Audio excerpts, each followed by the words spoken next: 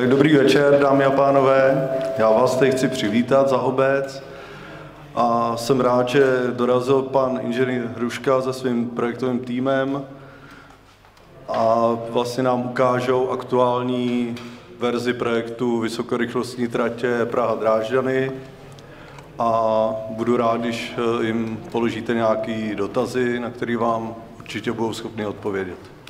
Děkuju a předám slovo tady panu profesionálovi. Umělcům z Prahy doslova. Děkuji, díky moc, pane starosto. Děkujeme. Dobrý podvečer i ode mě. Já se jmenuji Ondřej Kubala a na rovinu říkám, nejsem ze Správy železnic, já jsem spíš dopravní novinář, který se věnuje téhle problematice, píšu o vysokorychlostních tratích články a právě organizátoři toho setkání mě poprosili, jako už na pár místech v Česku, jestli bych se ujal té moderace a pískal to mezi vámi a pány ze Správy železnic. Tak jsem tak učinil velmi rád a dovolte, abych vám tímhletím představil Pavla Hrušku, který je náměstkem pro přípravu vysokorychlostní tratě Sever ze stavební správy vysokorychlostních tratí Správy železnic.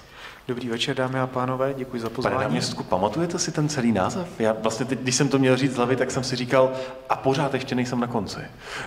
Pamatuju si to z hlavy, náměstek ředitele stavební správy pro přípravu oblasti Sever. Jo, tak jste připraven na dnešek, děkuji moc.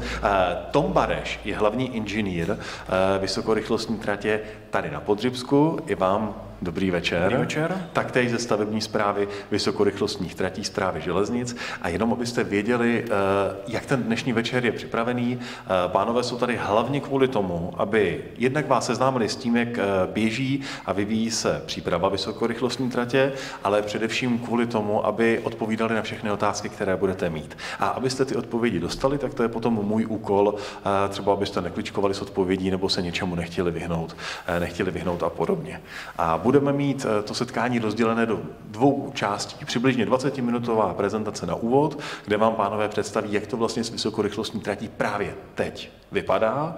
No a potom můžeme až do 20 hodin diskutovat a vy se můžete ptát a pánové budou odpovídat. Co je důležité říct, i na žádost Správy železnic, i na žádost vaší obce celé tohle setkání natáčíme, protože záznam potom bude sloužit jednak kvůli tomu, aby když vy budete mít konkrétní otázky, připomínky a tak dál, byť to není veřejné projednání ve smyslu zákona, ale spíš informativní schůzka a taková neformální představení toho projektu, tak přesto je ale potřeba, aby třeba už ty vaše názory na tom záznamu byly zaznamenané. A tak vás potom i poprosíme, abyste vždycky třeba se zvedli ruku a přihlásili kvůli mikrofonu. Ten mikrofon není kvůli tomu, že byste nás neslyšeli. Jak když se ho dám pryč, tak se slyšíme úplně bez problémů. Ale je to hlavně kvůli tomu, aby váš názor byl vždycky na tom záznamu, aby se s tím potom dalo nějakým způsobem ještě pracovat. Tak to je jenom upozornění a pozor. Teď přijde taková povinná část. Já jsem dostal od Správy železnic takový kvůli natáčení musím přečíst. Takže se prosím všichni obraťte trpělivostí, text je dlouhý. A já mám povinnost vás informovat, že vstupem na tuto akci souhlasí návštěvníci s pořizováním fotografií, zvukových a obrazových záznamů za účelem informování a propagace akce, veřejné setkání, a to zejména na webových stránkách a sociálních sítích Správy železnic, ale také v tisku či TV a také na sociálních sítích obcem Netěž. Kopie záznamů mohou být zpřístupněny či předány starostovi obce na základě předávacího protokolu, a to výhradně za účelem informování na informační kanál obcem Netěž. V případě, že nechcete být snímáni, tak se prosím obraťte na organizátory. Tolik tedy zákonná povinnost a jestli můžu poprosit teď něco zajímavějšího, pane náměstku Hruško. Jak to vypadá s vysokorychlostní tratí tady na Podřibsku? Tak, děkuji za slovo, dámy a pánové, dobrý večer. Děkuji, že jste měli čas zavítat k nám na toto setkání. Děkuji panu starostovi za pozvání do vaší obce a podíváme se na to. Nejdřív začnu všeobecnými informacemi, proč jsme vlastně tady. V rámci přípravy vysokorychlostní tratě se snažíme dostat co nejvíce informací mezi obyvatele, kteří jednou budou právě tou vysokorychlostní tratí jezdit, kteří budou výstavbou dotčení, a používáme k tomu různé prostředky. Jedním z těch prostředků jsou právě vedení dialogu se zastupiteli jednotlivých měst a obcí a právě takovéto večery, kde my předáváme informace ale není to jednostranné, my se ty informace snažíme také všude získávat, protože právě zpětná vazba z území je pro nás velice důležitá. Pořádáme proto takovéto večery v jednotlivých obcích, představujeme aktuální průběh přípravy a získáváme zpětnou vazbu z toho území, jak tu vysokorychlostní trať připravit a zpracovat co možná nejlépe, aby zapadla co nejlépe do krajiny, do svého okolí. Další formou informování je vydávání pravidelného newsletteru, který chodí právě na zastupitelstva obce. Je možné ho zveřejňovat, tam je možné se dozvědět ty aktuální novinky z přípravy a v neposlední řadě to jsou kromě internetových stránek, například stránky www.dresden-praha.eu i naše infocentra, jedno obecné v Praze na Hlavním nádraží a jedno specializované pouze na naši trať z Prahy do Drážďan, to se nachází v Ústí nad Labem na Hlavním nádraží, je otevřené každý den od 11 do 5, každý všední den a tam naše kolegyně vám můžou zprostředkovat další doplňující informace, kdyby vás během dnešního večera něco napadlo ještě k doplnění, získání dalšího povědomí, určitě se na ně můžete obrátit a oni buď to vám odpoví, anebo ty informace zajistí. Co v rámci České republiky znamená příprava vysokorychlostních tratí?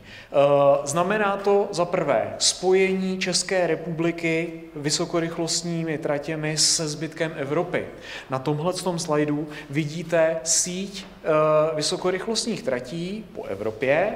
Ty plné modré čáry jsou vysokorychlostní tratě již existující. Vidíte, že v Německu jich je poměrně mnoho, některé jsou i v Polsku. Ty přerušované čáry jsou tratě plánované a přesně na ty my se snažíme napojit. To, že budeme součástí té mezinárodní evropské sítě, nám dává výhodu spojení, napojení do Evropy a přináší to různé další benefity. Vysokorychlostní tratě ovšem nejsou projektem pouze pro Evropu, respektive pro spojení s Evropou. Vysokorychlostní tratě budou mít v prvé řadě účinek pro Českou republiku. Tady na tomto snímku vidíme jednotlivé horizonty, ve kterých se úseky vysokorychlostních tratí budou zprovozňovat a jakým způsobem bude zkracována jízdní doba mezi jednotlivými městy České republiky. Tady na úseku z Prahy do Ústí nad Labem, respektive Drážďan, se bavíme v cílovém stavu o zkrácení jízdní doby z Prahy do Ústí nad Labem na asi 26 minut, z Prahy do Roudnice nad Labem na minut 19. Z tohohle pohledu připravujeme celou vysokorychlostních tratí v České republice, aby se zkrátily vzdálenosti a aby se zkrátil čas dojezdu mezi jednotlivými krajskými městy navzájem. Proč říkám, že vysokorychlostní tratě v České republice jsou projektem pro Českou republiku? Protože 70% cestujících, kteří budou využívat vysokorychlostní tratě, bude nastupovat a zase vystupovat z těch vlaků v rámci České republiky. Pouze menší část cestujících bude používat ty mezinárodní relace, ať už jako tranzit přes Českou republiku, například via Lindovna z Vídně do Berlína, anebo bude z České republiky cestovat právě do zahraničí. To znamená, to gros přepravy je právě v České republice. Proč tu síť vysokorychlostních tratí vlastně budujeme? Máme v České republice jednu z nejhustších železničních sítí na světě. Ovšem i ty, známe je tady například v Údolí Labe a Vltavy, už v těch hlavních tazích jsou přetížené. Jsou kapacitně vyčerpané, to znamená, že tam nemůžu objednávat další vlakové spoje, přestože poptávka po cestování je stále větší a větší. Z tohoto důvodu Česká republika potřebuje nové železniční tratě. Když už tedy se potřebuje postavit nová železniční trať, ať má tudíž tu přidanou hodnotu v té rychlosti. To, že vznikne vysokorychlostní trať, neznamená, že po ní budou jezdit jenom ty mezinárodní spoje, ale budou po ní jezdit právě ty spoje, které dneska znáte ze stávající trati. V našem případě se jedná například o rychlík Krušnohor nebo o rychlík Labe, které všechny vyjíždějí z Prahy a pokračují dále na sever. Rychlík Labe zastavuje z Prahy v Roudnici nad Labem, v Lovosicích, v Ústí nad Labem a potom v Děčíně. Tyto lokality budou zachovány a tento rychlík bude zastavovat opět v Praze na hlavním nádraží, ale nikoliv po 3/4 hodině, ale po 19 minutách bude v Roudnici nad Labem na zastávce vysokorychlostní trati a 26. minutou dorazí právě do Lovosic nebo do Litoměřic. Ke 3/4 hodině bude v Ústí nad Labem a následně do hodiny se dostane do Děčína. Rychlík Krušnohor, tak jako dnes, bude zastavovat pouze v Praze, v Ústí nad Labem. Jeho jízdní doba se z hodiny 15 minut zkrátí na 26 minut a následně bez přestupu cestující tímto vlakem pojede dál po takzvané krušnohorské magistrále, tak jak je zvyklý, směrem na Teplice, Most Chomutov, možná až do Karlových Varů. Tohleto zrychlení, ten přesun toho vlaku umožní dvě věci. Za prvé, zrychlení dojezdových časů, právě například pro vlak, který nikde nezastavuje až v Ústí nad Labem, a zároveň uvolnění místa na těch starých tratích, aby bylo na ně možné objednat vlaky, které v tom území zastavují, na rozdíl od Krušnohoru, a které budou moci obsluhovat právě obyvatele po těch starých tratích. Tohle je efekt vysokorychlostní trati z hlediska dopravy. Dalšími efekty jsou potom vlastně růst těch jednotlivých sídel, které jsou na něj napojeny, těch menších sídel, než ta velká krajská města. To znamená, že zároveň budování vysokorychlostních tratí zastavuje vyprazdňování venkova a růst velkých měst. Co se týká toho evropského kontextu, o kterém jsem tady mluvil, další z těch hledisek, které je hledisko finanční. To, že stavíme síť, která je napojená na Evropskou unii, přináší s sebou peníze.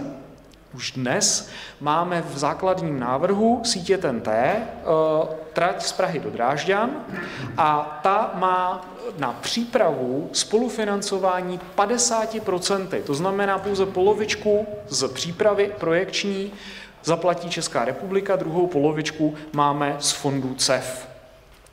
Velmi obdobný způsob, mechanismus financování tratí potom očekáváme i pro tu fázi výstavby. Tohle, co nám přináší zase ten evropský kontext. Jak bude vypadat ta samostatná výstavba z hlediska nadcházejících let? My předpokládáme ten postup takový, že jako první by mělo dojít k výstavbě toho úvodního úseku z Prahy do Lovosic. Ten by měl být zahájen někdy okolo roku 26-27, jezdit by se mělo po roce 2030 a měl by splnit právě už ten úvodní dojezdový čas z Prahy do Roudnice nad Labem za 19 minut a do Lovosic za 26 minut. V druhém horizontu potom otevření Krušnohorského tunelu, který by měl opět zkrátit cestu, tentokrát mezi Ústím nad Labem a Drážďany, na méně než půl hodiny. A teprve jako poslední třetí spojující úsek by měl být postaven středohorský tunel, který propojí tyhle ty části a umožní cílový dojezdový čas z Prahy do Ústí nad Labem za 26 minut a z Prahy do Drážďan pod 1 hodinu. Proč nestavíme celou tuhletu trasu naraz? Správa železnic má uloženo nějaký postup výstavby od Ministerstva dopravy, který za prvé zohledňuje vůbec možnosti finanční České republiky, možnosti trhu, co se týká dodávek a stavebních prací v rámci České republiky a zároveň se snažíme co nejrychleji uvolnit ta nejužší místa v České republice, která jsou nejvíce přetížená. A to jsou právě výjezdy z velkých měst. Proto snažíme se stavět jako první právě ty výjezdy například tady z Prahy a teprve potom spojovat ty tratě dohromady tak, jak ta poptávka po tom cestování bude pokračovat. V jakém horizontu a v jakém bodě se nacházíme teď z hlediska harmonogramu projekčního? Máme za sebou studii proveditelnosti. O jejich výstupech jsme vás již informovali a dneska jsme v podrobnější fázi. Již zpracováváme dokumentaci. Dříve to byla dokumentace pro vydání územního rozhodnutí s novým stavebním zákonem. Je to dokumentace pro povolení záměru. A je to právě teďkon ten čas, kdy Správa železnic objíždí jednotlivé obce a sbírá připomínky, které je do této dokumentace možno zapracovat. To znamená, že teďkon je ten pravý čas na to, abychom se my dozvěděli co nejvíce o okolí té stavby, o potřebách toho území, kterou bude procházet, aby jsme byli schopni zohlednit právě co nejvíce ze znalostí, které máte vy jako místní. Následně bude probíhat povolení stavby na nově vzniklém drážním a energetickém stavebním úřadu a jeho výstavba v horizontech, který jsme si představili. V rámci jednotlivých představení té vysokorychlostní trati se setkáváme pravidelně s různými mýty, které vysokorychlostní trať provázejí. Jeden z prvních je sonický třesk. Ve chvíli, kdy projede vysokorychlostní vlak, neozývá se rána z děla. Sonický třesk je fenomén, který provází některé tunelové stavby a má ten efekt pouze u některých starších staveb, kdy ještě nebyl poznán. Dneska projektanti velmi dobře vědí, jak vzniká, vědí, jak ho technicky opatřit a každá tunelová stavba na vysokorychlostní trati je na tento efekt posuzována, to znamená, že k němu docházet nebude. Šíření hluku a vibrací. Vysokorychlostní trať s vysokými rychlostmi neznamená automaticky mnohem větší šíření vibrací. Posuzuje se úplně stejně jako jakákoliv jiná konvenční trať a musí splňovat úplně stejné limity, jak na šíření hluku, tak na šíření vibrací.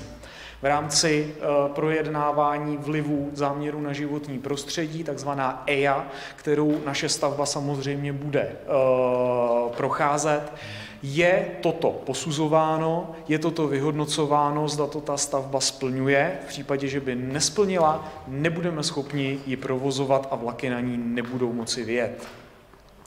Bezpečnost. Zda je vysoká rychlost provozovaná na vysokorychlostních tratích bezpečnou.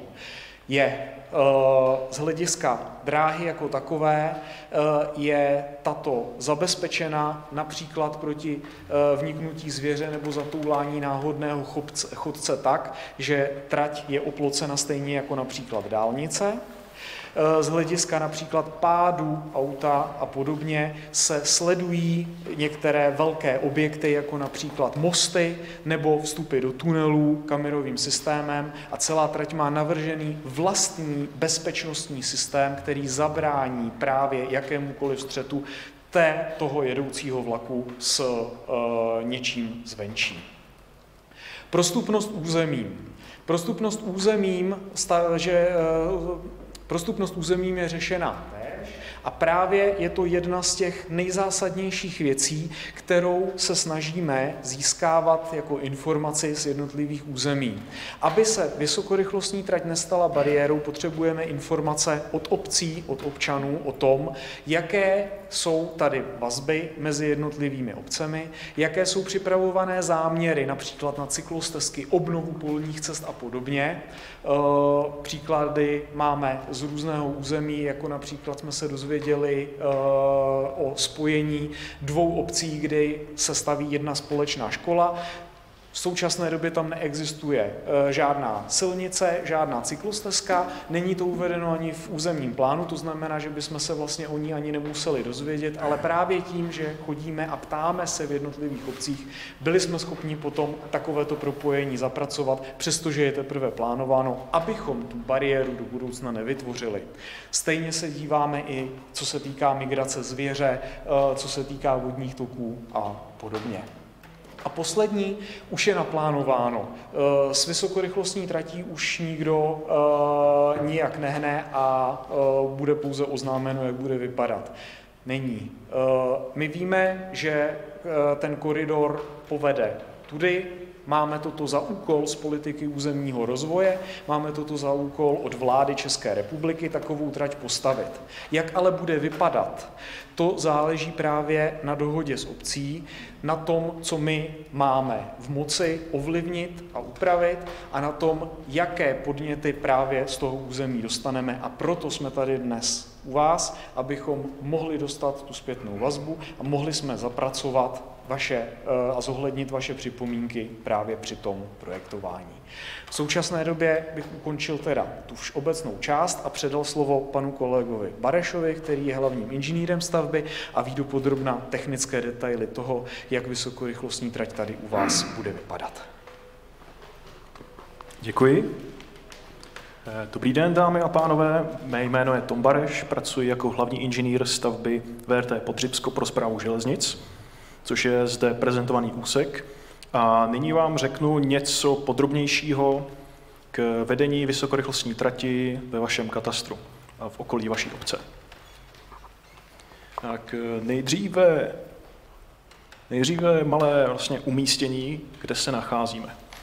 Tak, obec Mnetěž je zde, obec Vraškov zde a Severka v podstatě míří tímto směrem nahoru na Ústí nad Labem. Směrem doleva je potom Praha, Straškovo Vorchody zde, dálnice a zde ještě tedy rozhraní Středočeského kraje a Ústeckého kraje a Lečice.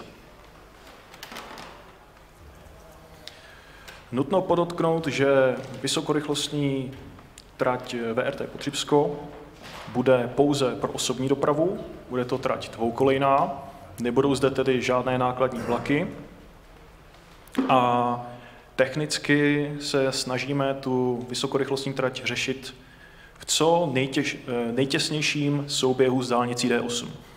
Obě jsou to liniové stavby a čím blíže vlastně dáme k sobě, tak tím menší prostor mezi těmi liniovými stavby bude a nevzniknou tak vlastně nevyužitelné plochy. Tak, zde už jsme trošku blíže, je zde vidět velice dobře příjezdní komunikace směrem na vaši obec Mnetěž. Zde je opět umístěn Vraškov, Severka opět nahoru. A možná si můžete všimnout zde Vínku, což je místní dominanta. Ten vysokorychlostní trať protne. Toto technické řešení vzniklo tak trošku ve spolupráci s obcí Vraškov, z důvodu, že původně ve studii proveditelnosti byla trasa vedena blíže k obci a vlastně kopečku Vínek se vyhýbala. Po konzultaci s panem starostou a vlastně zástupci obce bylo trasování změněno skrz Vínek, a to z důvodu, že vlastně se vyhneme té blízkosti obce a projdeme Vínkem, který prý je spíše suchý a neplní tedy funkci biocentra, kterou v územním plánu měl. A to byl hlavní důvod, proč jsme se tomu vyhýbali. Tady doplním, že díky téhleté dohodě v sousední obci bylo možno trasovat tu vysokorychlostní trať v okolí obce Mnetěž, tak jak je vidět opravdu přímo při dálnici D8 v té nejdelší možné trase a neodchyluje se tak od dálnice jak to bylo navrženo v té původní studii proveditelnosti. Děkuji za doplnění. Ano, je to tak a vlastně i v tom místě vlastně za vínkem lomeno ve vínku, tak ty dvě liniové stavby opět jsou co nejblíže k sobě. Tak zde zeleně si můžete všimnout hranice katastru. Vlastně toto je katastr obce Mnetěž. Obec Mnetěž má katastr trošku takový atypický, že v podstatě má horu Říp a táhne se až za Straškov a za dálnici D8. Vlastně sama vysokorychlostní trať zde vede jenom, omlouvám se, vysokorychlostní trať zde vede vlastně jenom pár set metrů. Za zmínku ještě stojí za Vraškovem Roudnice nad Labem, kde bude vysokorychlostní terminál a do kterého to budete mít z Mnetěše v podstatě kousek, který budete moci využívat k dopravě vysokorychlostní železnicí. A nyní jsme u umělých objektů. Zde bude nový nadjezd silnice nad dálnicí D8 a vlastně novou vysokorychlostní tratí. Ten stávající nadjezd na dálnicí D8 bude muset jít dolů a bude postavený nový, z brusu nový, s hezkým povrchem. Zde povede vysokorychlostní trať v náspu a povede vlastně nad stávající železnicí. Zde opět také. A zde bude nadjezd silnice směrem na Straškov Vodochody z Vraškova.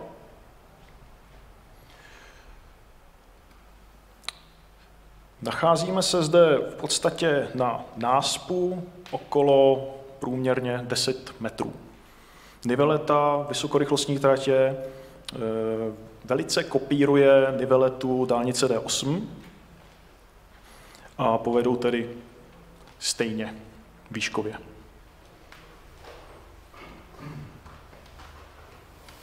Tak a zde máme video vlastně z Francie, jak vypadá TGV. To si s dovolením ještě převezmu já. Teď jsme se bavili o tom, jakým způsobem bude ta trať vypadat. Viděli jsme půdorysy toho, jak se ta trať navrhuje, a aby jsme se podívali na to, jak ta trať vlastně ve skutečnosti vypadá ve chvíli, když už je dostavená, tak tady máme připraveno video, které je z dílny SNCF, francouzských kolegů Správy železnic. Jak vidíte, vysokorychlostní trať na první pohled vypadá velmi podobně jako trať konvenční. Jedná se o klasické dvojice kolejí uložené ve štěrku.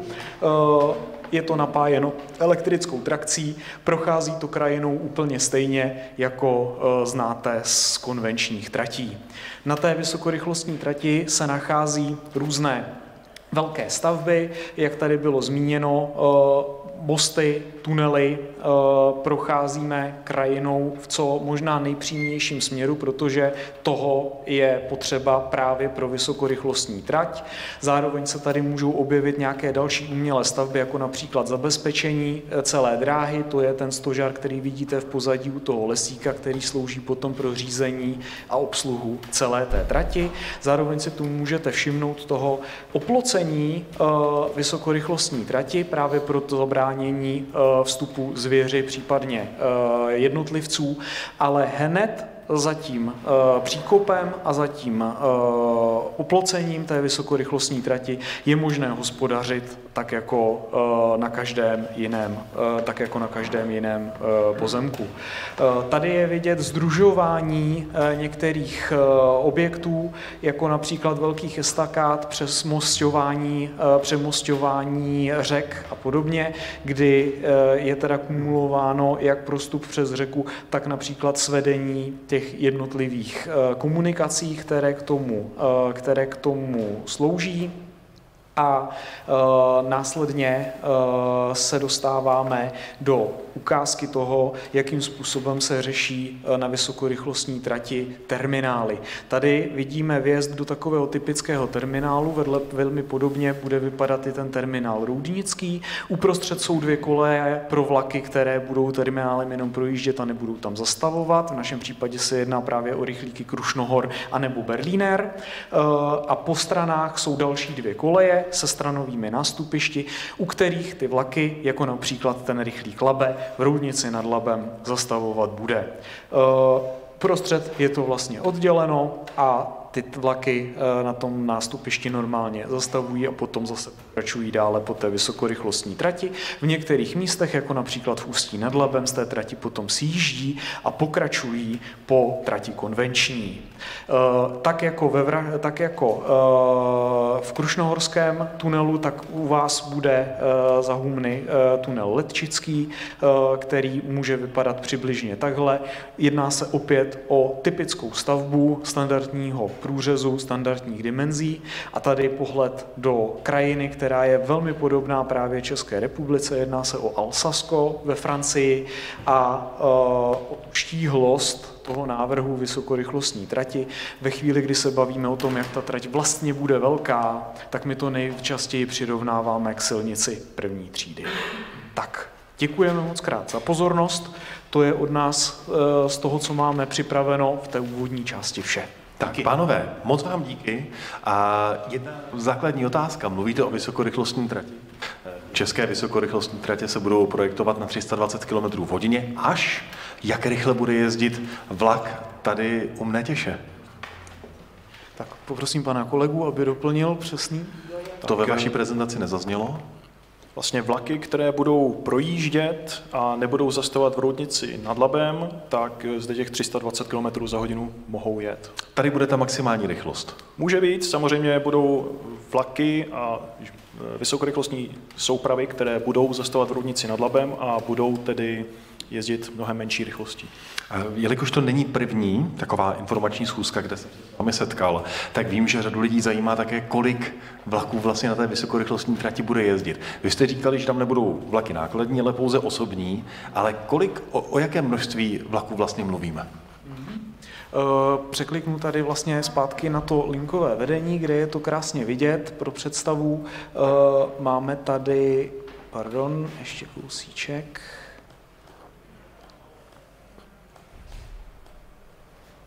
Tak, na tomhletom schématu jsou vidět vlastně ty jednotlivé linky, které jsou zastoupeny. Některé ty vlaky, především ty mezinárodní, mají interval 1 až 2 hodiny a některé ty další vlaky, které jsou tady například s tím zastavením v Roudnici nad Labem, už mají potom interval 1, možná půl hodiny toho zastavování a toho průjezdu po vysokorychlostní trati. To znamená nějakých 6 vlaků za hodinu v každém směru? V rychlosti? Ano, přibližně tak. A v Roudnici nad Labem tedy každou hodinu nebo každou půl hodinu vlak? Z Roudnice pro ty, co tady hodinu nebo půl hodinu. Jo, díky moc, já jsem jenom z té vaší prezentace, tohle mi nebylo úplně jasné. Slíbili jsme, že tady jsme ale hlavně kvůli vám. Takže máte chuť se zeptat na cokoliv, nebo máte chuť říct svůj názor? Je mikrofon někde? Tak pojďte do toho s námi. A jestli máte. Dobrý večer. Dobrý den. Já bych chtěla vidět, jak daleko bude oplocení od dané dráhy plánované v okolí Mětěše. Ano, jak daleko je plot od kolejí? Tak, oplocení je plánováno vždycky za poslední část umělých staveb, kterou máme. To znamená, když máme násep nebo máme zářez, tak je to na její hranici, případně těsně za odvodňovacím žlabem, který by tam teoreticky Dobře, a když tady máme násep 10 metrů zhruba, tak jak daleko je to od toho tělesa stavby zhruba? Při náspu výšky 10 metrů je to přibližně 20 metrů od koleje. Dobře, a pak bych se ještě chtěla zeptat, když budou vlaky stavět v Roudnici, tak od jaké vzdálenosti začnou brzdit? To je zajímavá otázka. V rámci dopravní technologie tohleto bylo určitě řešeno a já tady mám svého pana kolegu dopravního technologa, který to určitě bude umět z hlavy. Tak já za dopravním technologem vyrazím s mikrofonem. Děkuji za dotaz a brzdná vzdálenost při rychlosti do 250 km za hodinu je zhruba 3,5 až 4 km, aby zastavil z rychlosti 250 km za hodinu. No, pardon, a z těch 320, o kterých tady byla řeč? To nebude 320? Z 320 mu to trvá zhruba 7 km. Tak, díky Ale on moc. pojede v naší obci, bude mít jakou rychlost, když bude tedy stavět v Roudnici a kde teda začne To znamená, brzdit. ten, co nestaví, má 320 a ten, co brzdí těch 7 kilometrů před, jakou rychlost bude mít v Mnetěši? Pardon, Jakou rychlost bude mít v Mnetěši, když musí zastavit v Roudnici a tedy tím pádem, kdy začne brzdit už předtím, aby opravdu v té Roudnici zastavil. Tady ještě poprosím pana hlavního inženýra stavby o doplnění, jak vzdálená je Mnetěš přesně od Roudnice. Ano, nechcete kalkulačku? Tak tam jsme snad na 3 kilometrech. Takže zhruba v této oblasti začne brzdit. Prosím. V této oblasti začne zrovna brzdit, zhruba. Já vím, že to je složitá trojčlenka, ale jenom se zeptám, je to 7 kilometrů, pokud jede 320 kilometrů v hodině, musí začít brzdit zhruba na těch 7 kilometrech před Roudnicí, to znamená, že tady bude mít zhruba 320 a postupně začíná zpomalovat. Ano? Tak, já bych tohleto s dovolením se pokusil vysvětlit znova. Takže všechno my jsme říkali o tom, že po té vysokorychlostní trati budou jezdit různé segmenty. Asi od nás bohužel nezaznělo, co to znamená. Ty vysokorychlostní vlaky, které budou mezinárodní, které budou jezdit na tu nejdelší vzdálenost, budou dosahovat rychlosti 320 km za hodinu, mohou ji dosáhnout mimo jiné, protože nebudou zastavovat v Roudnici, v Lovosicích, v Litoměřicích a podobně. To znamená, tyto vlaky tady brzdit nebudou a pojedou dál. Přibrzdí teprve před vjezdem do středohorského tunelu, který už je na rychlost 250, protože se začíná brzdit před vjezdem do Ústí nad Labem. Ty pomalejší vlaky, které budou jezdit stále po vysokorychlostní trati, budou zastavovat v Roudnici nad Labem a pojedou maximální rychlostí například těch 250 km za hodinu a ty tudíž začínají brzdit přibližně tady okolí Mnetěše. Takže ta otázka byla, jak rychlé budou. Budou tady rychlé přibližně kolem 250 km v hodině a za Mnetěší začínají brzdit. U Mnetěše začínají brzdit, tak. Pardon, vala nám ta odpověď, ale zvládli jsme to. Máte ještě, když už máte mikrofon, nějakou další otázku? Zatím ne, děkuju. Tak před vámi je pan Klečka, který se hlásí. Možná pana Klečku neznáte všichni, není úplně běžným občanem a návštěvníkem, tak pane Klečko, jestli vás můžu poprosit, zda by se pro všechny návštěvníky i představil. Myslím si, že mě tady místní znají. Já jsem předseda spolku Koridor D8, což je 35 obcí kolem dálnice D8. A můj dotaz tady bude směřovat k terminálu Roudnice. A ještě předtím dovolím představit dohodu, která vznikla vlastně ve Středočeském kraji, kdy vzniká takzvaný regionální plán. Už to odsouhlasila Rada Středočeského kraje, to znamená, už se vypisuje vlastně výběrové řízení na zhotovitele. A to je dokumentace, která má komplexně posoudit vliv nejenom vysokorychlostní stavby, ale i dálnice, ale všech vlastně navazujících modů, které se v tom území vyskytují. Sdružené vlivy. Sdružené vlivy nebo synergické a kumulativní, také můžeme říct. A můj dotaz směřuje vlastně k terminálu Roudnice. Vy jste vlastně tady ukazovali terminál Roudnice, který od nás bude relativně v krátké vzdálenosti. On si v zásadě asi každý si dokáže představit vliv kolejí. Vlak projede, způsobí to asi ten nejjednodušší věm, který si dokážete představit, způsobí to hluk nebo vibrace, to znamená, to je to ovlivnění. Ale já bych řekl, že takové zašumění v případě vysokorychlostního. Ale prostě dokážete si představit reálně asi vliv, co vlak způsobí tím, že jezdí po kolejích. No ale tím, že vám za humny vyroste vlastně terminál nebo zastávka, kdy dojezdový čas, jak říkal pan inženýr Hruška, je 19 minut na hlavní nádraží, no tak to velmi výrazně ovlivní okolí. A z mého pohledu a z pohledu vlastně obcí je potřeba vlastně ten vliv toho terminálu prověřit. To znamená, určitě tady vznikají nějaké urbanistické vazby nové, určitě tady vznikají nějaké nové dopravní toky na ten terminál, určitě tady vzniká nějaká nová socioekonomická, vlastně nové socioekonomické, jakoby vlastně socioekonomické vazby a je potřeba vlastně posoudit, jak ten terminál ovlivní obec Přestavlky, která má 200 obyvatel, obec Dušínky 500 obyvatel, Kleneč, Vraškov, Mětěš, jak vlastně, jestli se nám tady vlastně z toho okolí Podřibska nestane nějaké nové centrum, které se začne vytvářet. A téhleté úvaze mě i vlastně vede to, že z minulého týdne jsem byl na jednání Czech Investu, kdy v okolí terminálu Roudnice Czech Invest už připravuje strategickou zónu. To znamená, to je taky přece jasný případ toho, když sem přivedu dopravu, bude tady stavět významně zkrácený želez do Prahy, že tohleto území prostě bude přitahovat. To znamená, moje otázka je, jak bude posouzen vliv terminálu. Zatím z mého pohledu není nějak posuzován v těch širších vazbách. Děkuji. Díky moc za otázku. Jinak můžu potvrdit i ze zahraničí, že máte pravdu, že pokud někde začne zastavovat vysokorychlostní vlak, tak se to území stává automaticky atraktivnějším. Ať už pro bydlení, ale nebo třeba i pro podnikání. Tak, to je jenom na doplnění. Pan náměstek Hruška. Tak, vlivy, které přináší sebou vysokorychlostní trať, jsou moc hezká úloha. Je to krásná úloha pro územní plánování, aby se zhodnotilo a vyhodnotilo, jakým způsobem chce právě takovéhoto vzniku terminálu využít.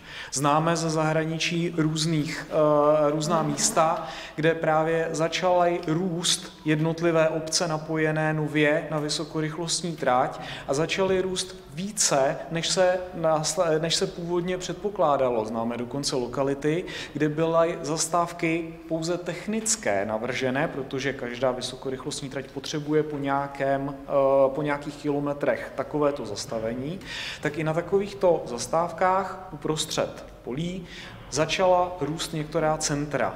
A je právě na jednotlivých obcích a městech, aby byly připraveny na to, že tady bude rozvoj, že je tady potenciál usazení se nových firem, které tady budou chtít zakládat svoje sídla, které tady budou chtít hledat pracovní příležitosti, které trh poskytuje.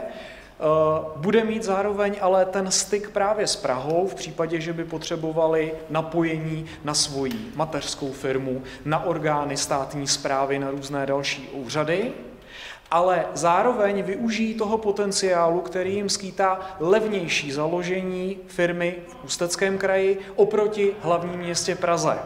To znamená, že ten rozvoj je tady předpokládaný a ve chvíli, kdy je obec na takovýhle rozvoj připravená, tak potom krásně doplňuje vysokorychlostní trať i ten region.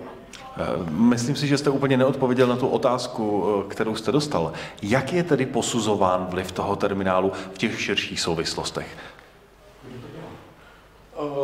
Vliv územního, respektive rozvoj územního plánování je vždy spjat právě s územím, to znamená s tím katastrem, tedy v tomto případě Roudnicí? V rámci katastrů a v rámci jednotlivých krajů.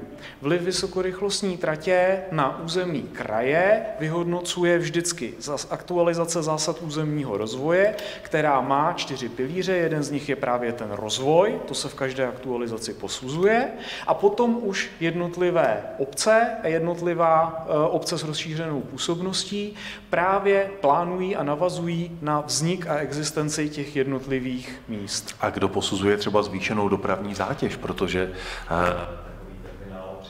lidí třeba i z širšího okolí, než jenom katastr té obce. S tím se má pracovat v územních plánech nebo v zásadách územního rozvoje. Jak se tohle řeší?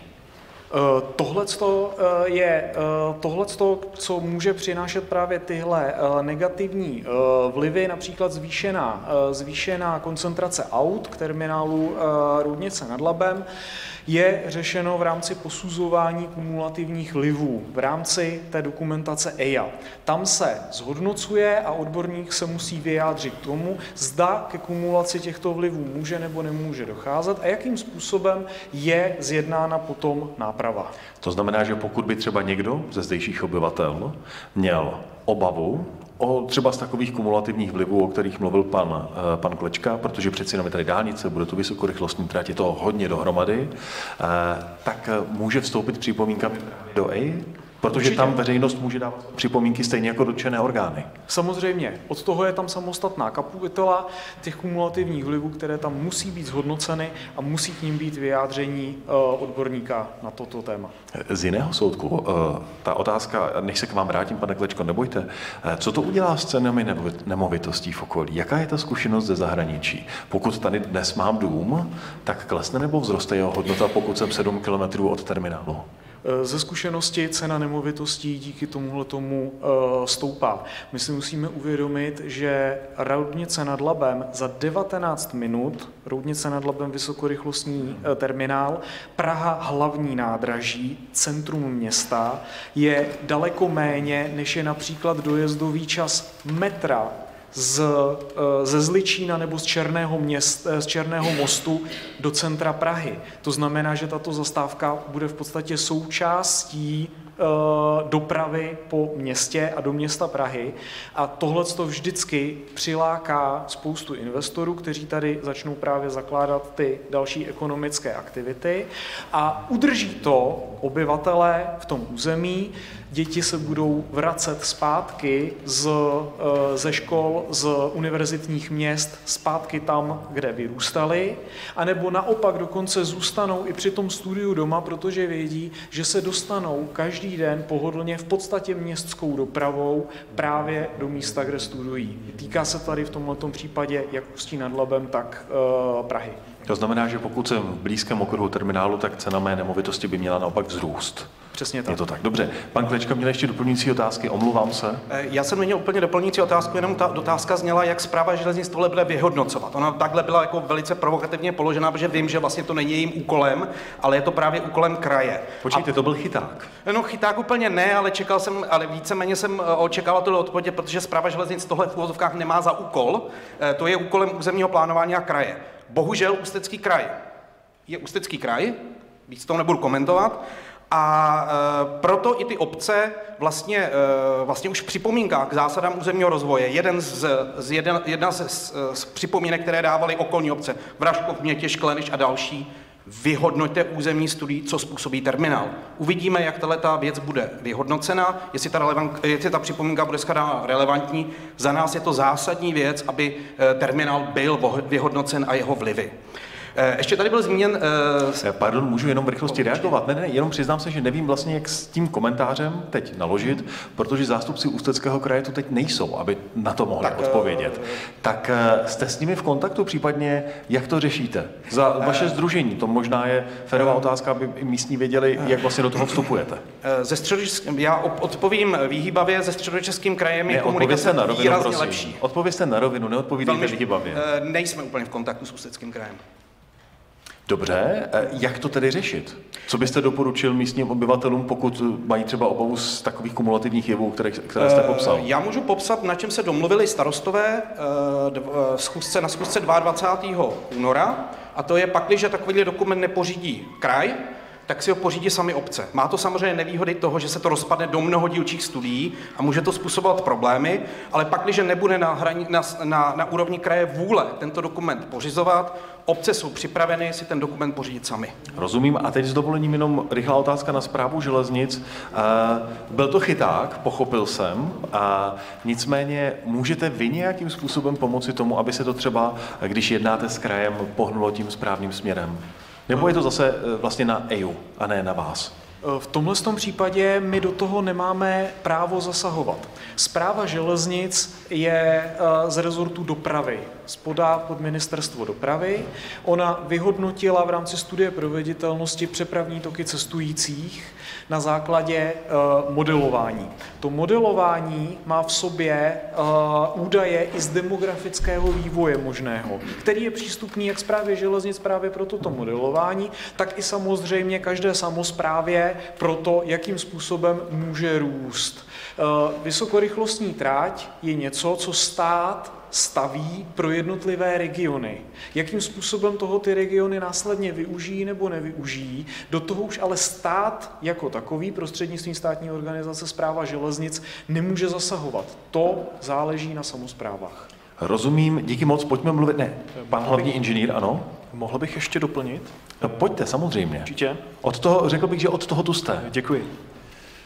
Ještě taková maličkost. Během zpracování nebo zadávání architektonické soutěže na Roudnici nad Labem, na vysokorychlostní terminál, tak bylo městu Roudnice nad Labem nabídnuto, že v rámci vlastně zadání té architektonické soutěže a podoby terminálu, že zde bude možnost zadat současně určité rozvojové plochy vlastně v tom území. To znamená, že by zde byly například plochy pro vybavenost nebo plochy komerční či ofisy, ale tuto možnost vlastně Roudnice nad Labem a zástupci Roudnice nad Labem odmítli, že si to chtějí zpracovat v podstatě sami. Na tom je vlastně krásně vidět to, že ve chvíli, kdy si je město vědomo, ty navazující obce vědomo toho, že se rozvíjet mohou, tak potom to mají ve svých rukou. Roudnice nad Labem se rozhodla pro ten status v tom návrhu, že bude rozvíjet vlastně propojení s terminálem, bude rozvíjet růst starého města, navazování a rozšiřování a zkvalitňování právě současného sídla a nechtěla budovat novou buňku, nové vyrůstající město související s terminálem. A to je právě ta volba toho území, aby si rozhodlo, jakým způsobem se chce rozvíjet, určilo si plochy, kde se chce rozvíjet a jak. Tohle je právě ta úloha územního plánování, ve které my jsme pouze ruku v ruce. My poskytneme výstupy z studií, my poskytneme výstupy a podobu toho, jak ta spojení může vypadat, ale je na každé jedné lokalitě, aby se následně a samosprávě, aby se rozhodla, jak s tím naloží a jakým způsobem na svém katastru bude tohleto řešit. Tak, díky moc. Máme za sebou krátké okénko na téma, co nikdo z nás neovlivní. Pojďme k tomu, co ovlivnit můžete. Mně ještě napadlo, že vlastně tady bude hned několik mostů. Ta vysokorychlostní trať bude relativně vysoko položená, bude ve stejné úrovni, jako je dálnice D8. Znamená to, že může nějakým způsobem třeba odclonit ten současný hluk z dálnice? Protože to je taky relativně častá otázka. Tam, kde jste blízko dálnice, se na to lidé ptají. Podle výšky toho, jakým způsobem bude děláno vlastně to protihlukové opatření, respektive vznikne nová stavba, ta vysokorychlostní trať může se stát bariérou v území. V současné době, tak jak je to vlastně navrženo, mírný násep, vysokorychlostní trať bude mezi dálnicí a Netěší, to znamená, že částečně by tady jako jistá bariéra fungovat mohla. Do jaké míry, respektive kvantifikace takového vlivu bohužel není úplně jednoduchá zobrazovat. Víte, já mířím totiž tam, že často chtějí třeba obce nebo místní obyvatelé nějakou protihlukovou zeď, protihlukovou bariéru. To nemusí být zeď, ono to není úplně hezké. Může to být val, může to být biokoridor vzrostlých stromů a podobně. To je něco, o čem se s vámi dá diskutovat? Když jste na začátku, pane náměstku, říkal, my přijíždíme získávat informace a nic není rozhodnuto. Tohle to jsou přesně opatření, o kterých my s jednotlivými obcemi jednáme. Budeme mít k dispozici platnou, zpracovanou, omlouvám se, musím se nadechnout. Tak, rád bych vám napověděl. Nemusíte mě napovídat. Budeme mít k dispozici hlukovou studii, která bude ukazovat vlastně šíření hluku od vysokorychlostní trati. Bude navrhovat opatření, která budou potom právě pro zabraňování šíření hluku v území. Jakým způsobem potom a kde bude ty protihluková opatření vypadat, záleží na dvou věcech. Za prvé dohodou právě s místními, s obcemi a s místními vlastníky okolních pozemků. Je pro nás velmi důležité vědět, jestli se v místě například více hospodaří, jestli je tam rozšířená zemědělská aktivita a jakým způsobem s tím nakládat. Na základě těchto podnětů my jsme potom schopni se domluvit, zdali to protihlukovým opatřením má být štíhlé konstrukce protihlukových stěn, které znamenají přičíst na té šířce, například na kterou jste se ptala vy, nějakých 50-60 cm, anebo jestli se má jednat o vál, který automaticky v tom území znamená zábor mnohem většího prostoru, řádově o dalších 7, 10, 12 metrů podle jeho výšky. Takže otázka na hlukovou studii. A ta se zpracovává v jaké fázi té přípravy? Vy jste tam měl ten graf, tak ta přijde na řadu?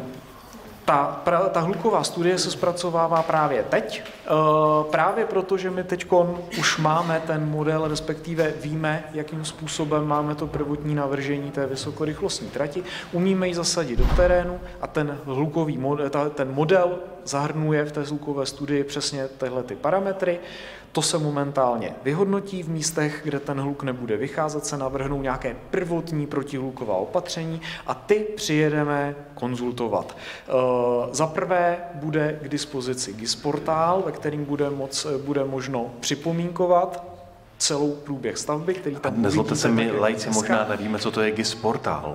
Omlouvám se, je to informační portál, jednoduše mapa, ve které už bude vidět právě ten průběh vysokorychlostní trati, budete tam vidět, kde jsou koleje, budete tam vidět náspy, budete tam vidět, kde je to pod terénem a jakým způsobem jsou udělány například přeložky komunikací.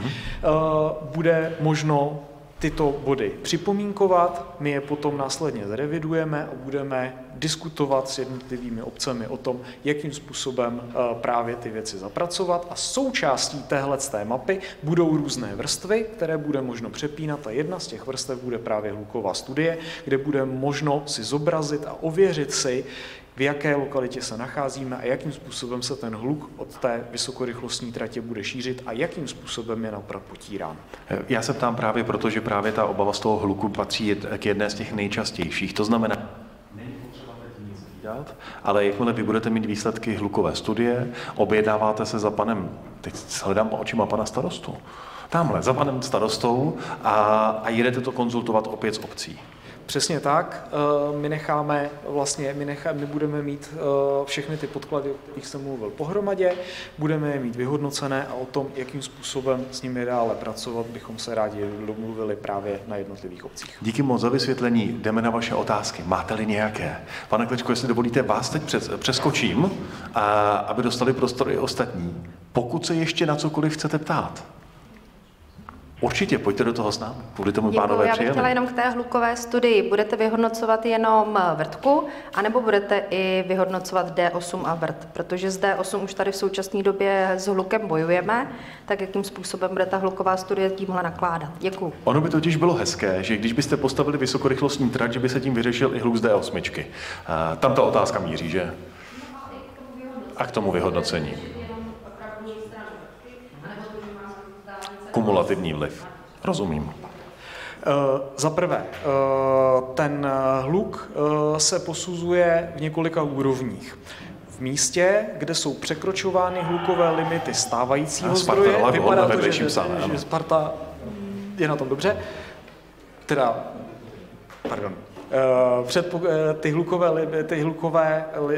Hluková studie se odehrává vlastně následně. Za prvé, ve chvíli, kdy nějaký stávající zdroj, dálnice, průmyslový objekt, letiště překračuje hlukové limity, letiště do toho nepatří, překračuje hlukové limity, potom nový stavebník nemůže vnášet další zdroj hluku do toho území. To znamená, prvotně musí být vyřešen překročení hlukových limitů na tom stávajícím zdroji. Následně se řeší ten vlastní zdroj hluku, který v tomto případě představuje vysokorychlostní trať a stejně jako dálnice má svoje určitá kritéria, jakým způsobem se měří a jaké má hladiny hluku, které může vyvozovat, tak i vysokorychlostní trať má zase určité hladiny, do kterých se musí vejít. A zdali tyhle dva zdroje hluku zároveň tvoří nějakou nadlimitní zátěž pro to území, posuzuje se v rámci EIA, v rámci posouzení právě těch kumulativních vlivů, to je terminus technicus a je to samostatná kapitola právě dokumentace EIA. Je ta odpověď srozumitelná? Já sám si jistý nejsem, vy si jistá jste, takže v pořádku. Kdo máte další otázku? Máte ještě někdo? Dobrý den, prosím vás, jsem se chtěl zeptat, já jsem viděl, ten tunel končí v Lečicích, jako tady u Lečic. Nebylo by lepší ten tunel prodloužit až do té Roudnice? To je otázka, zda nedat celou vysokorychlostní trať do tunelu. Údolní tunely v tomhletom případě by znamenaly daleko větší zásah například do životního prostředí a do toho okolí. Tunel není vždy řešení. V tomhletom případě my se snažíme opravdu co nejvíce kopírovat tu dálnici. Snažíme se dělat tunely tam, kde jsou opravdu potřeba, to znamená ve chvíli, kdy máme v cestě nějaký vrch, na kterém například ta planina, na které stojí Letčice, krušnohorský, středohorský tunel, ty jsou samozřejmé. Nicméně tady v tomhle místě, kde naopak od Letčic ten terén směrem k Netěši klesá přibližně o 10 až 12 výškových metrů, pak začíná stoupat zase nahoru k Vínku, tak by to znamenalo, že bychom budovali tunel, který jde pod údolím. Nebo nemusel by tady tunel nějak to přikrytý v tubusu. Kdyby to bylo v tubusu, tím pádem by nám to odlučilo i tu dálnici, protože ten hluk z dálnice, jako neříkám, že furt, ale je to kolikrát hodně slyšet. A když tady bude ta dráha, tak to se nebude zmenšovat, že jo? Já myslím, že jsou spíš větší. A kdyby to bylo v tubusu přikrytý, tak by ten hluk za prvý by nám to z té dálnice to odlučnilo, i ta vrtka, že jo, by nám to odlučilo. A já myslím, že by to bylo daleko určitě lepší. Tomuhle rozumím, ale bohužel ty tunelové stavby jsou extrémně náročné. Jsou náročné technicky, samozřejmě finančně, zatěžují to životní prostředí, ať už jsou pod zemí nebo ať už jsou nad zemí. Vždycky musím vyrobit obrovské množství betonu, na to musím vypálit obrovské množství cementu, abych takový tunel byl schopný postavit. Zároveň potom musím přemísťovat samozřejmě velké množství výrubů, kterým bych to zasypal. Ta vysokorychlostní trať jako taková má svoje limity hlukové, stejně tak jako konvenční trať a má je úplně stejné, ty bude určitě splňovat a vlastně odhlučňování takovýmhle způsobem by znamenalo naopak i daleko větší zásahy do té krajiny, protože zase se bavíme o tom, že zabíráme daleko víc prostoru v tom místě, zase zabíráme více orné půdy a takovéhle tunely potřebují zase různá další přístupová místa, kterými je možné v nich dělat bezpečnostní zásahy ve chvíli, kdy se tam něco stane. To znamená, ten tunel je vždycky až to krajní řešení, které většinou nenese to, co si na první pohled může zdát, ale může způsobovat naopak daleko větší problémy. Takže bohužel tohle v tom případě ten tunel není odpovědí na to, jakým způsobem odhlučnit dálnici. Mohu doplnit ještě? Jistě. Děkuji. Ještě bych rád zdůraznil... Já nevím, kterým směrem se dělá. Na mapu, rozumím. Zde na mapu. Tak mám ji přinést? Asi... Chystáte se k výkladu před mapou? Nemusím. Ne, já vám ji přinesu. Situace v obci Letčice je diametrálně odlišná. Děkuji. V podstatě u obce Letčice procházíme přímo pod zastavěným územím. Bohužel je tam Středočeský kraj, tam má návrhový koridor a v obci Letčice také dochází vlastně k jediným demolicím rodinných domů na úseku VRT Podřibsko. Vlastně k zemi musí jít 2 rodinné domy, maximálně 4, s tím, že ty 2 je to stále v prověřování. Co jsou vzdálenější, tak mohou jít k zemi, ale nemusí. Tam záleží v podstatě na rozhodnutí těch majitelů. My můžeme ty domy vykoupit, ale pokud by si je chtěli ponechat, můžou tam zůstat. To znamená, je to rozhodování o tom, jestli budu mít na zahradě vysokorychlostní vlak? Ano, a spíš v těsné blízkosti, plus samozřejmě také stavbu vysokorychlostní tratě. Rozumím. Děkuji moc za doplnění.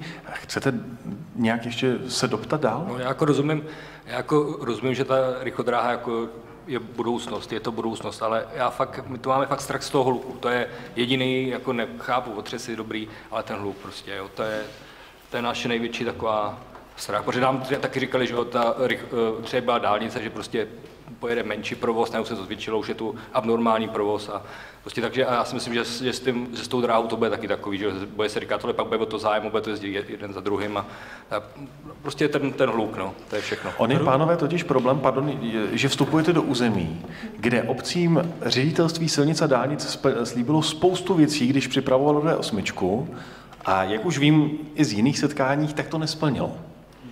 A tak nemohlo by z toho být třeba aspoň protihluková stěna? S protihlukovými stěnami je to velmi obtížné, jakým způsobem je vlastně obhájit a musí to vycházet právě na základě nějaké té hlukové studie. Správa železnic jako státní organizace hospodaří s penězi, který přiděluje Státní fond dopravní infrastruktury. Ten má jasná pravidla na to, jakým způsobem vlastně ty peníze přidělovat a je velmi obtížné pro nás sanovat vlastně nějaké problémy, které tam ta jiná stavba má. Přesto je musíme splnit právě v rámci toho a prokázat v rámci toho procesu EIA, o kterém jsem tady momentálně mluvil. To, jak to protihluková opatření budou vypadat, jaký mají mít účinek a podobně, to ta studie musí prokázat a my se potom následně domlouváme právě v území, v obcích se zastupiteli, jakým způsobem dál právě zlepšovat tu kvalitu. To znamená, jakým způsobem tady ta protihluková ochrana bude vypadat, jak se bude projevovat v té krajině, vám teď slíbit neumím, ale budeme to řešit právě v tom následujícím kroku. A Správa železnic vnímá v rámci celé sítě, nejste to pouze vy, v rámci celé sítě v České republice se snažíme dávat souběhy liniových staveb dohromady a právě slýcháme o tom, jak se postupně třeba přistoupilo k nějakému navýšování původně předpokládaných počtů aut a podobně. Správa železnic, respektive železnice funguje trošičku jinak. Železnice má nějaké kapacity, které ta trať je schopná pojmout. Na to je celá ta trať dimenzovaná. Naše dvoukolejka, která tady je, má jisté limity, počty vlaků, které je možné, aby po ní jezdily, a není je možné navyšovat v podstatě úplně volitelně, respektive neřízeně, jako například na dálnici. Ta vysokorychlostní trať je od samého začátku navrhována na nějaký maximalistický počet vlaků, které je vůbec schopna provozovat. Ty vstupují právě do toho hlukové studie a víc těch vlaků se tam na tu trať nevejde.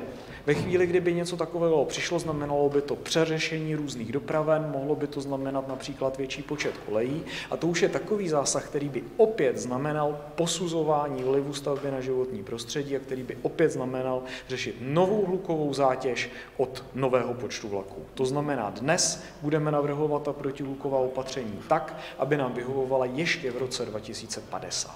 Já se zeptám jinak. A můžu ještě já jenom tady to. Osobní vlaky tam budou teď jezdit, to je plán. Kdo může rozhodnout o tom, že se to změní na nákladní vlaky? Pokud se ptáte na nákladní vlaky, které máte představu z klasické, z konvenčních železničních tratí, o tom rozhoduje fyzika.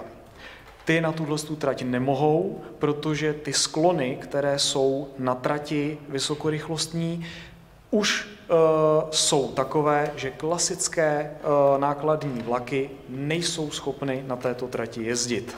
A jak vypadá teda ten neklasický, jak vypadá tedy ten neklasický nákladní vlak, který by tam mohl jezdit, jestli takový existuje? Ano, kdysi, respektive před nějakou dobou, například ve Francii nebo ve Španělsku, jezdily vlaky,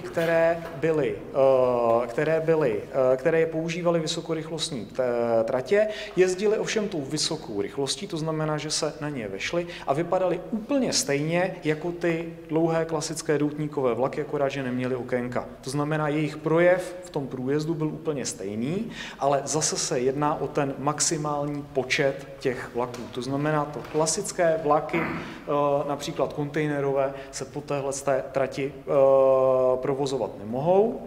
A my dneska víme, že tu vysokorychlostní trať využijeme na 100% pouze a výhradně osobní dopravou a nákladní doprava se na nich nepředpokládá, neobjednává, protože už podle toho současného vývoje by se tam nevešla. Německo přistupovalo vlastně od samého začátku na jiný režim. Tam je to třeba krásně vidět, kdy stavilo vysokorychlostní tratě, na kterých mohlo provozovat jak osobní, tak nákladní dopravu současně. Na té samé koleji mohl nejdřív projet těžký nákladní vlak a následně potom ten lehký, rychlý osobní vlak. Drtivou většinou se ustoupilo od toho, aby tam ty nákladní vlaky jezdily, protože osobní doprava tyto koleje okamžitě zaplnila a už pro ty nákladní vlaky ani nezbylo místo. To znamená, že ve chvíli, kdy je nabídnuto právě takovéhle rychlé spojení, ti lidé si tu cestu velmi rychle najdou, oblíbí, začnou ji vyžadovat a jde to právě na vrub té nákladní dopravy, která by v těch místech, kde byla plánována, mohla být objednávána. Ty úseky, kde tohleto bylo provozováno, jsou v útlumu, případně nejsou provozovány nákladní dopravou vůbec. Dobře, ale kdyby se o tom někdy rozhodovalo, tak o tom bude rozhodovat Ministerstvo dopravy.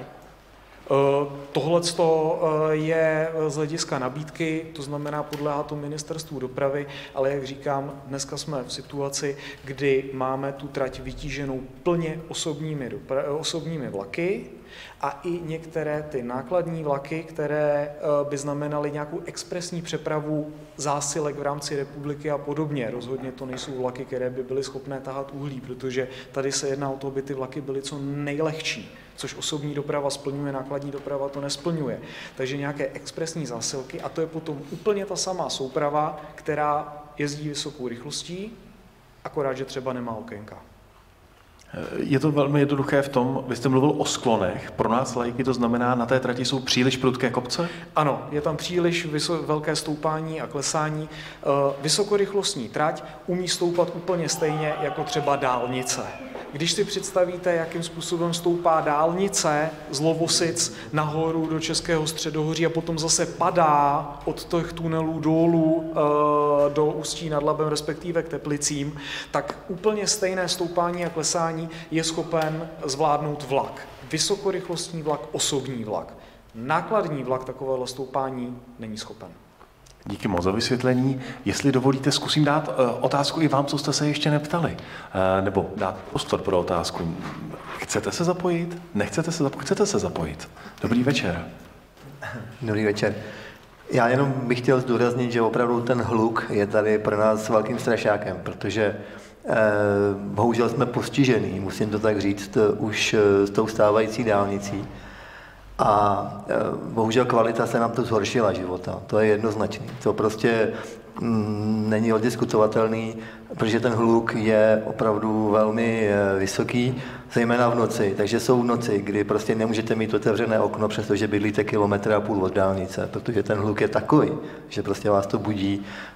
Máme tady 3-4 nadjezdy nad tratí, jak ty kamiony přijíždějí ty dilatační spáry, tak prostě to je prostě hluk, který je. A paradoxně ten hluk, já možná to beru ze svého pohledu, protože bydlím tady na kopci u školy, ale prostě nejvíc přichází ze strany právě od toho vínku, jo? Protože prostě tam je to nechráněný ničím. Ta dálnice je na ohromném náspu, to znamená, je zhruba v úrovni mýho domu, který je tady na kopci.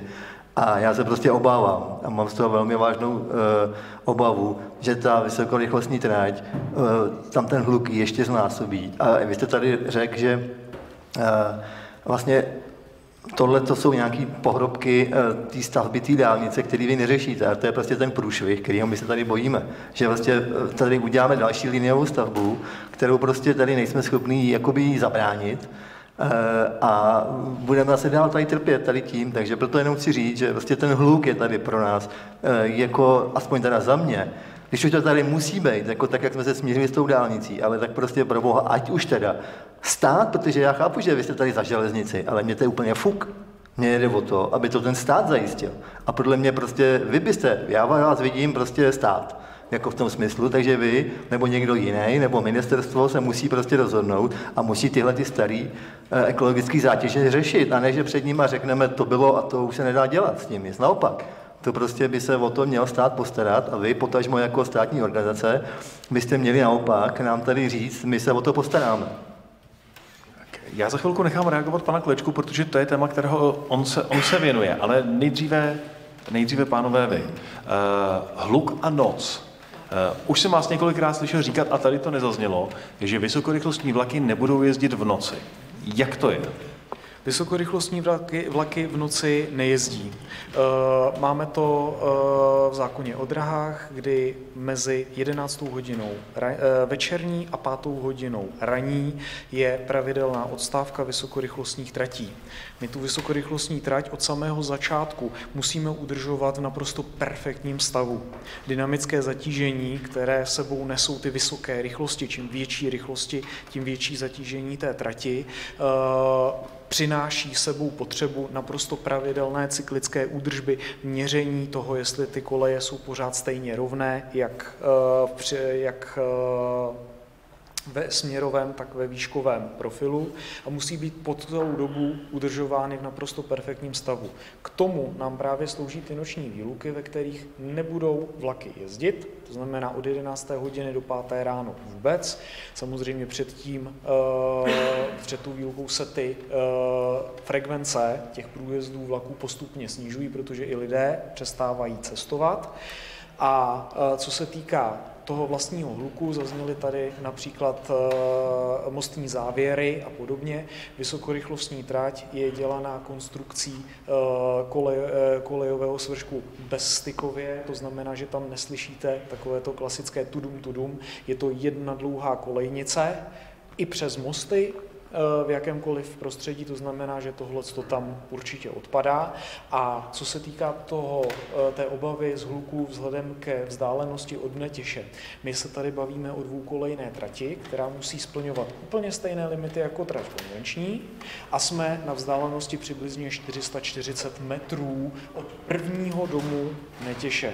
Vysokorychlostní tratí budeme procházet v jiných místech 60-70 metrů od prvního domu, což je násobně méně a přesto věříme a víme, respektive musíme prokázat, že i v takových místech ty hlukové limity splníme. To znamená, když jsme schopni procházet v podstatě rostlou zástavbou 440 metrů od prvního domu v Netěši, určitě budeme schopni splnit také. A jak se poperete s otázkou, vy jste stát, zařiďte to, prosím. To je obtížná otázka, nicméně tenhle ty podněty my pravidelně jako Správa železnic tlumočíme. Na jednáních o tom, jakým způsobem přispět k výstavbě vysokorychlostní tratí, pomoci jí, respektive jí třeba i nějakým způsobem urychlit, předáváme přesně tyhle ty podněty na Ministerstvo dopravy, potažmo dále a určitě nám pomůže, když i vy budete vlastně přes své volené zástupce přenášet tak, aby nám bylo umožněno co největší zásah a co největší možnost výstavby. Pane Klečko, vy jste tady za sdružení Koridor D8, mě by zajímaly vaše zkušenosti s řešením téhle problematiky u státu. Vím, že nejste místní, ale... Jsem místní, naopak. Jste místní? Já jsem přímo z Mětěše. Tak to se omlouvám. Nevěděl jsem, že jste místní, ano. ale... No právě dálnice D8 a hluk z dálnice D8 před 3 lety mě vůbec donutil tuhleto problematiku řešit a vůbec se tak angažovat. Tak, ale odpovím k otázce. Vlastně já bych se stáhnul k jednomu datumu. A to je noc ze 36.2023 na 1.7.2023. To se totiž změnily hlukové limity. To znamená, odpověď Správy železnic, ŘSD, no když ty hlukové limity, platné hlukové limity, které jsou teď platné, překročíme, tak my vám tu protihlukovou stěnu postavíme. Ale je tady potřeba dodat, že hlukové limity se v téhleté noci se zvýšily u dálnice u nás v Mětěši o 8 decibelů, ze 60 na 68, a u vysokorychlostní trati, která se plánuje, se zvýšily z 55 přes den na 60.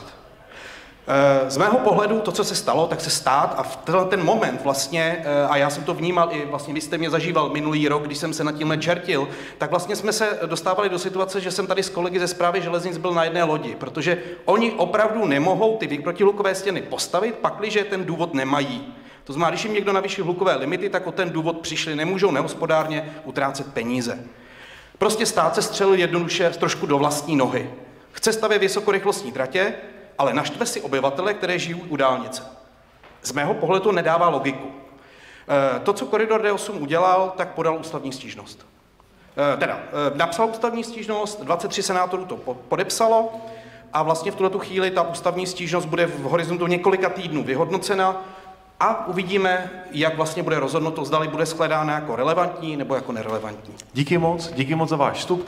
Ještě doplňující otázka ohledně hluku, protože to je téma, které tady na té diskusi rezonuje nejvíc. Co když tady bydlím, třeba jako pan Klečka, já už si to budu pamatovat, omlouvám se, a chci, aby přeci jenom Správa železnic, hlukové limity, nehlukové limity, tady něco postavila. Val, sad vysokých stromů, protihlukovou stěnu. Tak dobře, vy přijdete s nějakou protihlukovou studií, možná splní limity, možná ne. Nechci čekat na to, jestli vám to vyjde nebo ne. Tak co pro to můžu udělat? Já nevím, mám jít tamhle za panem starostou, aby podal stížnost, nebo jak se tohleto vlastně řeší? Když nechci jenom čekat, jestli jako někdo pak, jestli na mě jednou dojde. My budeme v rámci obhajování toho návrhu té vysokorychlostní trati předkládat řešení, které je za nás jako Správu železnic funkční a za území pokud možno akceptovatelné. Do toho může být zahrnuto právě i nějaký nadstandard, nějaké odlišné řešení, na kterých se domluvíme. Myslím, že slovo nadstandard by tady mohlo znít dobře. Jak si o něj říct? V rámci zaprvé připomínkování toho projektu, částečně vám ho tady dneska představujeme, částečně to bude právě možno připomínkovat v té mapě, kterou uveřejníme, tak následně jako takové budeme moci převzít, ukázat, tady máme řešit hluk širším způsobem, domluvíme se se zástupci obce, tady to bude pan starosta a zastupitelé, jakým způsobem vlastně ošetřit, co udělat tak, aby to bylo ten průběh pokud možno za obec akceptovatelný, za dodržení samozřejmě co největšího množství těch pravidel, které máme a uvidíme, jakým způsobem vlastně potom bude ministerstvo, respektive Státní fond dopravní infrastruktury reagovat. A tam pan starosta přijde a řekne, my chceme něco navíc, my chceme ještě tohle, vy si ten úkol odnesete a rozhodujete o tom vy? Nerozhodujeme o tom my, o tomhle tom rozhoduje potom následně, jak jsem říkal, buď to ministerstvo dopravy a Státní fond dopravy. Nicméně je potřeba to zkoušet. Přesně tak. Je potřeba tyto věci mít podchycené v dokumentacích a podložené stanoviskem obce, že za těchto podmínek jsme schopni dojít k konsenzu a projít vysokorychlostní tratí přes obec. Rozumím, děkuji moc. Vím, že jste ještě chtěli klást další otázky, nebo přišlo mi to předtím. Ten noční provoz. Dobře, máte ještě nějakou další? Když nemáte, ještě někdo další? Máte nějakoukoliv otázku? Pokud máte... Dobrý den. Já bych se chtěla zeptat na výstavbu. Jestli máte představu, jak dlouho ta výstavba bude trvat a jak vlastně bude probíhat, jak to bude jako náročné z hlediska té výstavby, prašnosti, hlučnosti a tyhle ty věci, jestli už jste to řešili.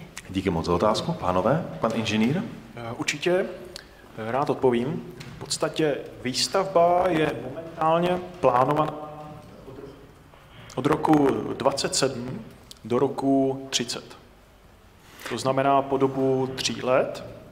Většina té dopravy staveništní tak je co nejvíce vlastně řešena po trase trati, protože vysokorychlostní trať je malinko jiná než ostatní železnice. V podstatě poté, co se udělají pozemní úpravy, tak se postaví silnice. Normální asfaltová silnice, komunikace, na kterou se pak umístí štěrkové lože a položí se koleje. Takže po tom podkladu kolejí, po té silnici se řeší největší objem stavební činnosti. To znamená, že vy nevyužíváte ty místní silnice, ale postavíte si silnici vlastní? Částečně ano, vlastně z větší míry ano, z té menší míry samozřejmě je potřeba tuto novou silnici staveniční napojit i s okolní komunikací. A doba stavby tedy 3 roky, tady v okolí Netěše. Tak stačí ta odpověď takhle, nebo chcete se ještě doptat na nějaký detail? Já bych možná jenom doplnil jednu jedinou věc. Plán organizace výstavby, včetně právě objízdných tras, je jedna z povinných složek. Dokumentace EIA, respektive následně dokumentace povolení záměru, a ty objízdné trasy musí být a budou konzultovány a schváleny právě zástupci jednotlivých obcí. To znamená, že my si budeme říci o svolení, jakým způsobem bude ta stavba v těch místech, kde bude potřeba přístup zvenku, nikoliv z osy té budoucí trasy zajistit, tak budou budovány objízdné trasy, buď to po stávajících komunikacích, tam, kde to není možné, protože stávající komunikace prochází třeba středem obce, tak budou budovány provizorní komunikace pro potřeby stavby, které se potom zase zdemolují a vrátí se do původního stavu, například orné půdy. Díky moc za doplnění. Tak, další otázky. Máte chuť se ještě ptát? Určitě, samozřejmě. Kolik chcete? Já teda možná ještě jenom se trochu vrátím úplně na začátek, kdy teda jste říkali, že vlastně potom v roce 2030 po vybudování teda toho úseku Podřibsko, to znamená Praha a Roudnice, tak vlastně už začne ta trať fungovat, to znamená my od roku 2030 tady vlastně bude fungovat tedy jakoby slepá kolej do Roudnice a Praha, takže tady budou pendlovat potom rychlostí 250 km tyhle ty vlaky jenom jako v rámci slepé koleje. Že by to byl takový regionální shuttle, pánové. Ne, regionální shuttle se nekoná. Správa železnic musí vždycky zprovozňovat tratě, které jsou napojitelné z obou stran a je možné je provozovat celistvě. To znamená, my v roce 2030 budeme zprovozňovat úsek, který začíná v Praze na hlavním nádraží, prochází Roudnicí nad Labem, kde bude vybudován nový terminál a následně ta trať je zapojena do té stávající trati na Lovosice, těsně před Lovosicemi, před Bohušovicemi nad Ohří, a ty vlaky budou zastavovat v Roudnici nad Labem a následně sjedou z té vysokorychlostní trati a pojedou po staré trase, tak jako jezdí dneska, do Lovosic a do Ústí nad Labem na hlavní nádraží. Některé ty vlaky tam zůstanou. Bude se jednat o rychlík Krušnohor a bude se jednat o rychlík Labe. Tím, jak budeme postupně rozšiřovat tu trať a budeme ji spojovat, tak například ten mezinárodní segment už po této stávající trati jezdit nebude, bude jezdit pouze po vysokorychlostní trati, ale například to Labe už bude vždycky sjíždět a obsluhovat to území tak jako dnes. To znamená, že ten vlak pojede z Prahy po vysokorychlostní trati do Roudnice nad Labem, následně sjede na konvenční trať a po konvenční trati pojede dál se zastaveními v Lovosicích, v Ústí nad Labem a dál třeba do Teplic. To znamená, vždycky bude druhý konec. Vždycky bude druhý konec. Dva konce. Nebude, naopak bude to vždycky napojení do té stávající sítě a systém těch vysokorychlostních tratí navazuje na ty tratě konvenční. To znamená, nejedná se o jiný rozchod, nejedná se o jiné napájení, je to všechno elektrické, střídavé, o stejném rozchodu. Ten samý vlak, který jezdí po vysokorychlostní trati, může jezdit i po koridorech stávajících, které známe, a naopak. Hodně intenzivně se diskutuje, kudy povede trať od Roudnice dál do Ústí nad Labem. Je to asi věc, o které i vy jste četli. Jsou tam 3 varianty Správy železnic a jedna soukromá varianta Martina Hausenblase, což je severočeský podnikatel, dřív taky komunální politik, pokud můžu mluvit o Ústeckém kraji, o Ústí nad Labem jako o komunální politice. Tam ještě není rozhodnuto. Je to tak, že vlastně tu variantu si zásadami územního rozvoje a jejich aktualizací vybere Ústecký kraj. Ale mě by zajímalo, jak moc to navazování ovlivňuje to trasování tohohle úseku. I když se nedohodnou, tak vy můžete trať postavit tady mezi Roudnicí a Prahou, anebo jste na tom závislí a dokud tam nebude jasno, tak vy nekopnete? Jsme závislí na tom, jaké z těch 3 variant, které Správa železnic předložila Ústeckému kraji a který ji teď vyhodnocuje, tak jsme závislí na výběru. Počkejte, vy automaticky počítáte, že se bude rozhodovat jenom mezi vašimi 3 variantami. Je tam přeci ještě ta 4. Ptal jste se na ten běžící proces. Já rozumím. 4. varianta může být posuzována ve chvíli, kdy zastavíme prověřování těch 3 dosavadních a obnovíme úplně od samého začátku veškeré prověřování vysokorychlostní trati v Ústeckém kraji. Takže znamená to vrátit se přibližně o 2 roky zpátky. V současné době podle Ministerstva dopravy máme pokračovat právě v těch prověřovaných variantách, které my jsme předložili. A jsme na nich závislí. V Středočeském kraji máme v zásadách územního rozvoje takzvaný návrhový koridor. To znamená, že ten už se propisuje do vašich územních plánů, je tady dlouhou dobu. Proběhla aktualizace, která ho v některých místech sužovala, v některých místech rozšiřovala podle toho, jak se vyvíjel to technické poznání. Nicméně v tomto koridoru my už bychom teoreticky mohli začít stavět. Ale protože nám chybí ten kus přes Ústecký kraj, přes Roudnici nad Labem a některého z těch napojení a některé z těch tras, tak my nemůžeme žádat o ty navazující povolovací procesy a potřebujeme právě dokončení aktualizace zásad i v Ústeckém kraji, i v hlavním městě Praze, abychom mohli následně povolit stavbu a zahájit její realizaci. To znamená, bez ohledu na výběr varianty, její název, její průběh, jednu v Ústeckém kraji potřebujeme, aby jsme byli schopni začít stavět VRT Podřibsko z Ústí nad Labem do Lovosic. Díky moc za vysvětlení. Děkuji moc za vysvětlení. Pojďme k poslední otázce. Pan Klečka? Bude to otázka nebo komentář? Tak pojďme na ní. Vydržte, mikrofon jde za vámi. Děkuji. Já budu mít otázku. Pan ministr Kupka v lednu prohlásil, že vlastně předkládat EIA v roce 2025. Jestli tuhletu informaci můžete potvrdit nebo vyvrátit. A druhá podotázka, jestli můžete ten nadstandard dokladovat na plánovacích smlouvách. Plánovací smlouvy, to je téma, které tady ještě dneska nezaznělo. Tak EIA? Tak, harmonogram vysokorychlostní trati z Prahy do Roudnice nad Labem běží pořád stejně, tam se nic nemění. A co se týká plánovacích smluv, je to jedno z témat, které je momentálně řešeno, jakým způsobem je možné je uzavírat. Doufáme, že se co nejdříve z dohromady s Ministerstvem dopravy a se Státním fondem dopravní infrastruktury dohodneme na té jejich výsledné podobě a na tom, jakým způsobem je budeme moci v území používat. Tak a teď vás, pane náměstku, poprosím, když mluvíte o plánovacích smlouvách, tak vidím, že vy dva si rozumíte, ale pro nás ostatní, co je plánovací smlouva a k čemu je dobrá? Plánovací smlouva je smlouva mezi dotčenými stranami, které mají záměr realizovat v území jisté stavební aktivity. Je to teď si nejsem jistý, jestli rozumím. Já pokusím se specifikovat.